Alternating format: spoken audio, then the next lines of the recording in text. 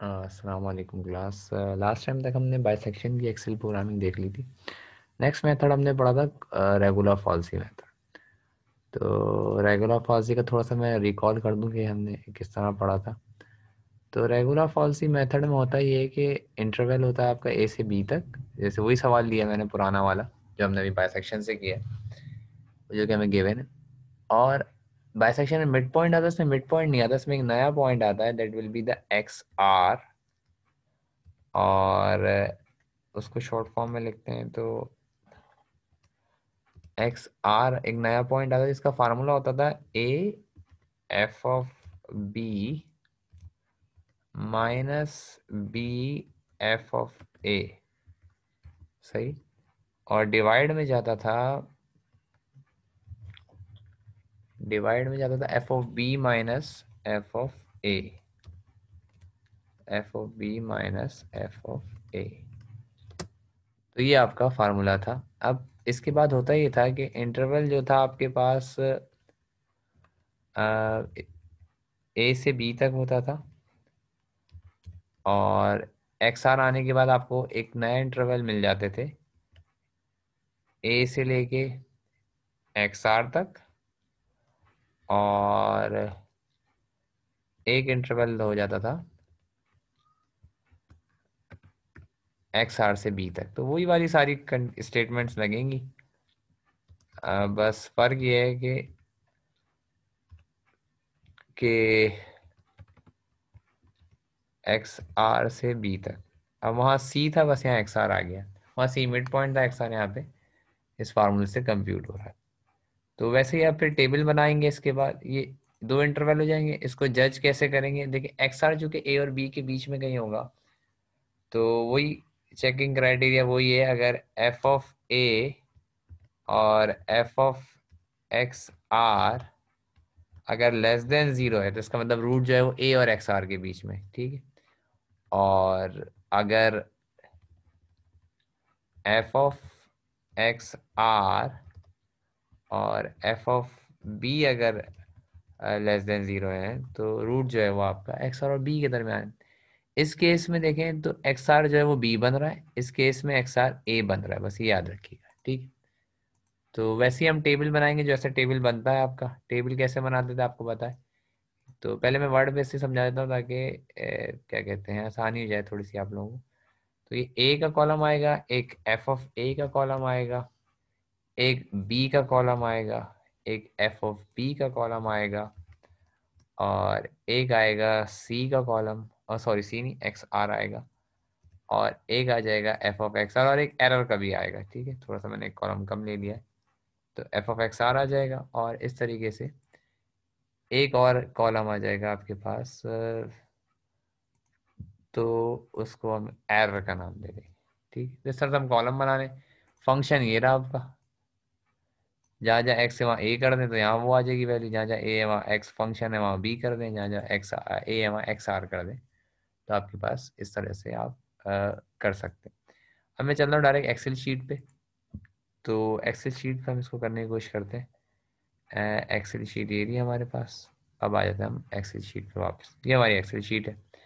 Excel sheet में share कर दिया करूँगा ताकि आप लोगों को ही मसला ना हो, अपने पास जो एक्सेल शीट बनाते हैं उसको भी कंपेयर कर सकें।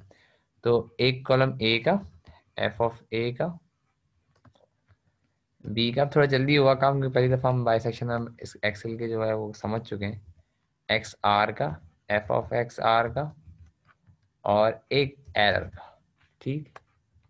तो बेसिकली आप वैसे तो बहुत सारे सॉफ्टवेयर हैं इस पर काम करने, सबसे आसान एक्सेल है। जब तक हमारा एक्सेल से काम चल सकता है हम इसको चलाएंगे। तो ए वन है और बी थ्री है, ये तो कंफर्म हो गया। एफ ऑफ ए के लिए वही फार्मूला। आपको पता फार्मूला क्या था? 0.8 माइनस 0.3 एक्स स्क्वायर। तो एक्स की जगह ए आएगा। तो ए जो है वो ए टू की पोजीशन में है ना, तो यहाँ ए टू का स्क्वायर है। अभी मैंने इक्वल नहीं डाला, ए टू का स्क्वायर आ जाएगा, ठीक है। और डिवाइड में यहाँ पे ए आ ए एक्स आएगा। तो एक्स जो है वो ए, और ए जो है उसकी पोजीशन ए टू है, देख सकते हैं आप। तो जहाँ जहाँ एक्स है वहाँ ए टू कर दें। डिवाइड में है तो यहाँ पे स्टेरिक आ गया। ओ स्लैश आ जाएगा, ये आ गया। इक्वल दबाने तो वो यहाँ इक्वल डालना पड़ता है फार्मूला रीड कराने की वजह से, तो आपके पास A2 आ गया। तो इक्वल जैसे ही एंटर करेंगे वैल्यू आ जाएगी फंक्शन की, सही, वैल्यू आ गई 0.5। सही, मैंने आपको तरीकेकार बताया था, एफ ऑफ बी का मतलब जहाँ जहाँ एक्स वहाँ बी हो जाए, और बी की पोजीशन C2 की। तो यही फार्मूला उठाएं, कॉपी करें और इस सेल में पेस्ट कर दें, तो वो खुद A2 की जगह C2 लेगा, क्योंकि उसने पैटर्न पिक किया हुआ है कि जो पिछला कॉलम है उसकी वैल्यू लेनी है, अभी पिछला कॉलम है उसने वैल्यू लेनी। एक्स आर में थोड़ी सी नई कहानी। एक्स आर का जो फार्मूला है वो ये है कि ऊपर जो था पहले ए था, ए, ए, ये रहा ए की पोजीशन ये रही, सही। फिर मल्टीप्लाई हो रहा था ये एफ ऑफ बी से, तो एफ ऑफ बी ये रहा, अब मिड पॉइंट नहीं है ये, सही है। फिर माइनस था, फिर ये था बी, और फिर ये मल्टीप्लाई हो रहा था एफ ऑफ ए से, सही। और डिवाइड में था आपके पास, डिवाइड में पूरे ब्रैकेट में आएगा, डिवाइड में था F of B minus F of B, देखें यहाँ D2 की पोजीशन, बस सेल पे क्लिक करते आएगा, इक्वल डाल दिएगा वरना ऐसा आएगा, जब तक इक्वल नहीं डालेंगे ऐसा रीड नहीं करेगा, F of B minus F of A, F of A bracket close, enter. तो आपके पास ये सिचुएशन आ गई, सही। एक्स आर का फार्मूला देखें, ये दोबारा मैं रिपीट कर देता हूँ। ए, देखें एफ ऑफ, पहले ए है, A2 ए पे आ गया, ए आपने इस पे क्लिक किया A2 आ गया, और फिर एफ ऑफ बी था तो वो D2 पे था, सही है। माइनस फिर C2 यानी कि बी, ये रहा C2 की पोजीशन है। फिर एफ ऑफ ए यानी कि B2 हो रहा, डिवाइड में एफ ऑफ बी था तो एफ ऑफ बी D2 पे, माइनस एफ ऑफ ए था वो B2 पे, सही। इसी क्लिक करेंगे आ गया, वैल्यू आ गई, ये नया पॉइंट आ गया। अब इस पे फंक्शन की वैल्यू चाहिए, फंक्शन का हमने फार्मूला यहाँ बनाया हुआ है, इसने C2 उठाया था, अब यहाँ पे उसने E2 उठाना है। फंक्शन की मतलब जहाँ जहाँ एक्स है वहाँ एक्स आर की वैल्यू, एक्स आर आ रहा है E2 सेल पे, सही। तो बस आप यहाँ से फार्मूला उठाएं कॉपी, और इस सेल में पेस्ट कर दें, तो पेस्ट कर दिया मैंने, तो फंक्शन की वैल्यू आ गई। एरर अभी नहीं निकल सकता, एब्सोल्यूट एरर, तो एब्सोल्यूट एरर नहीं। अगले में आ जाते हैं, वही ए और सी वाली इफ की करनी चाहिए, ए के कॉलम में फार्मूला बना रहा हूँ, सही। तो इफ, और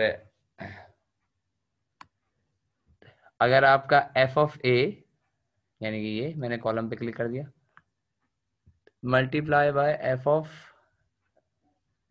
एक्स आर, अगर ये दोनों लेस देन जीरो हैं तो इसका मतलब ये है कि ए जो है वो एक्स आर तक रहेगा, इंटरवल जो है वो ए और एक्स आर के बीच में रूट है कहीं, सही। तो ए ही रहेगा, यानी कि ए जो ऊपर है वही रहेगा, और अगर ये फेल हो जाता है तो रूट है एक्स आर से लेके बी तक, तो ए जो है वो एक्स आर बन जाएगा, यानी कि ए जो है वो एक्स आर बन जाएगा, ये सिंपल वही वाली कंडीशन। आपने कहा कि एफ ऑफ ए और एफ ऑफ एक्स आर अगर लेस देन जीरो, यानी कि ए से एक्स आर तक का रूट है, तो ए ही रहेगा, अगर ये ट्रू जाता है तो A2 की जगह, मतलब यानी कि ए पोजीशन वापस आ जाएगी। अगर ये फेल होता है तो ऑब्वियस है एक्स आर से लेके बी तक रूट है, तो एक्स आर से बी तक का मतलब ए जो है वो एक्स आर बन जाएगा, यानी कि ये वाली वैल्यू, ये चीज़ हो गई। बस पहले ट्रू कंडीशन लिखते हैं फिर फॉल्स। तो देखिए रूट जो है वो एफ ऑफ ए पॉजिटिव है, F of X R negative है, यानी कि ए और एक्स आर के बीच में, तो देखें ए ही रहेगा, एक्स आर चेंज है, सही। एफ ऑफ ए चाहिए, अब इसको बस ड्रैग कर दें, क्योंकि फंक्शन की वैल्यू चाहिए, वो तो आपको पीछे से आ जाएगी वो। अब बी पे आ जाते हैं, ए और बी में से कोई एक चेंज हो रहा होता है, आपको होता है, तो बी के लिए क्या फार्मूला, इफ, और इफ, अब आपको पता है कि बी के कॉलम में फार्मूला बना रहे हैं, अगर एफ ऑफ बी और एफ ऑफ एक्स आर अगर लेस देन जीरो है, इसका मतलब ये है कि एक्स आर और बी के दरमियान रूट है। लेस देन जीरो का मतलब ये होता है एफ एक्स आर और बी के दरमियान रूट। एक्स आर और बी के दरमियान रूट है, तो देखें बी बी रहेगा, ए एक्स आर बन जाएगा, यानी कि बी के कॉलम में फार्मूला लगाना है, अगर ये कंडीशन ट्रू जाती है तो बी बी रहेगा, यानी कि ऊपर वाला आ जाएगा। लेकिन अगर ये कंडीशन फेल हो जाती है तो इसका मतलब ए से एक्स आर में रूट है, ए एक्स आर में, तो बी जो है वो एक्स आर बन जाएगा, यानी कि ये पोजीशन। ठीक, बस। तो इस तरह से आप फार्मूला बनाते हैं, पहले ट्रू कंडीशन आती है, फिर क्या कहते हैं, फॉल्स कंडीशन आती है। ठीक, तो ये आपने कंडीशन बना दी, इसको एंटर करेंगे, आपके पास देखें अब बी जो है वो एक्स आर बन गया, क्योंकि ए से एक्स आर तक का रूट। फंक्शन का फार्मूला आपने बनाया हुआ ऊपर, उसको बस को ड्रैग कर दें। एक्स आर का फार्मूला भी आपने बनाया हुआ है, ऊपर ड्रैग कर दें। ए और बी चेंज होता है, याद रखें जब भी सेकेंड इटरेशन के लिए फार्मूला बनाएंगे तो ए और बी में बस या तो ए चेंज हो रहा होगा या बी, इंटरवल में, इंटरवल हमेशा ब्रेक होता है ना, तो बस ए और बी में इफ देन लगेगा, बाकी किसी में नहीं लगेगा। तो एक्स आर का फार्मूला ड्रैग करें, नया एक्स आर आ गया आपके पास। इस पे फंक्शन की वैल्यू, फंक्शन का फार्मूला ऊपर बना है, इसको ड्रैग करें, नई वैल्यू।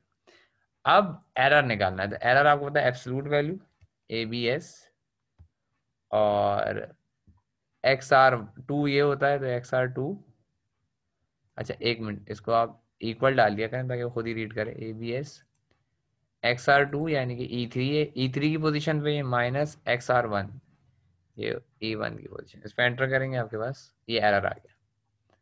आप ड्रैग कर दें सब सारे कॉलम्स को, अभी पूरा सारा ड्रैग करेगा वन बाय वन करके, तो फिर आपका फाइनल आंसर आएगा, अभी क्योंकि आगे कॉलम नहीं बने ना जो एरर दे देता है। बस एक दफ़ा इफ देन बनाना आपने, वो बन गया तो आपके पास काम आसान है। ठीक है, ये सारे हो गए आपके पास। ये एक्सपोनेंट, ये ई का मतलब है एक्सपोनेंट, आपको पता है -0.5 का मतलब है 0.40 आएंगे, फिर 3 4 आएगा। तो चाहे तो अगर इसको आप पूरा देखना चाह रहे हैं तो इसको इस तरह से कर लें, तो आपके पास पूरी वैल्यू आ जाएगी। सही, और इसमें सेटिंग भी होती है कि आप एक्सपोनेंट नहीं देखना चाह रहे तो वो भी एक्सेल में सेटिंग हो जाती है, देख लीजिएगा। सही है, चाहे तो इसको जिसकी साइज़ है ओरिजिनल उतना ही कर दें, तो वो भी सही है, आपकी मर्ज़ी जितने डिजिट तक आप देखना चाह रहे हैं। ठीक, अच्छा ये चीज़ बन गई। अब हमें एरर चाहिए था 0.01 से कम, तो वो इस स्टेप पे हो गया, लेकिन इसमें छठी आइट्रेशन में सवाल हो गया। बाइसेक्शन से कर रहे तो 9वीं 8वीं में सवाल आंसर आ रहा था, इसमें छठी में सॉल्व हो गया। तो यानी कि ये आपका आंसर है 1.633767। तो इस तरह से आप कर सकते हैं बआसानी रेगुलर फॉल्सी, और क्या कहते हैं, कौन सा मेथड हमने किया है, बाइसेक्शन। तो इन दोनों मेथड्स को आप कर सकते हैं विद इजीली ऑन एक्सेल। अच्छा यहाँ पे एरर के फार्मूले में देख लीजिए, यहाँ मैंने एब्सोल्यूट लगा E three minus E two कर रहा हूँ ना, यानी कि ये वाली वैल्यू माइनस दिस वैल्यू। अगर ट्रू एरर है तो आप यहाँ ई थ्री लिखेंगे, माइनस ई टू है ना, तो ई टू की जगह जो वैल्यू वो लिख दें, माइनस जैसे ट्रू वैल्यू 0.2 है तो 2 लिख दें। अच्छा साइन कॉस भी इसमें आ जाते हैं, आप कोई मसला नहीं, आप परेशान होने की जरूरत नहीं है। फॉर एग्जाम्पल साइन कॉस के सवाल है तो आप जैसे साइन पे क्लिक करेंगे, साइन को लिखने का तरीका ये रहा, वो खुद ही रीड कर लेगा। सही, तो लेट से अगर साइन ऑफ 90 या कुछ भी चाहिए आपको तो साइन आ जाएगा, इक्वल डाल दीजिएगा बस। और एक्सपोनेंट, एक्सपोनेंशियल के लिए एक्सपोनेंट है, सही, ई एक्स पी। तो एक्सपोनेंशियल एक्स लिखना है तो उसको इस तरह लिखना पड़ेगा। ठीक है, ब्रैकेट में एक्स, तो वो ई की पावर एक्स बन जाएगा। ठीक, और एल एन के लिए लॉग है। ठीक है, log L O G L N X है तो लॉग ऑफ एक्स लिखना पड़ेगा आपको इस तरह से। ठीक, तो ये आप फंक्शन इसमें बासानी टाइप कर सकते हैं। तो बस यहीं तक रखते हैं, रेगुलर फॉल्सी भी हो गया, बाकी रिमेनिंग मेथड्स का इंशाल्लाह नेक्स्ट क्लास में कराऊंगा मैं, नेक्स्ट लेक्चर में। और रिमेनिंग में कुछ मेथड्स का मैं आपको असाइनमेंट दे दूंगा प्रोग्रामिंग का, कुछ का मैं करा दूंगा। ठीक है, और उसकी एग्जाम्पल भी आपको असाइनमेंट मिलेगी। Thank you.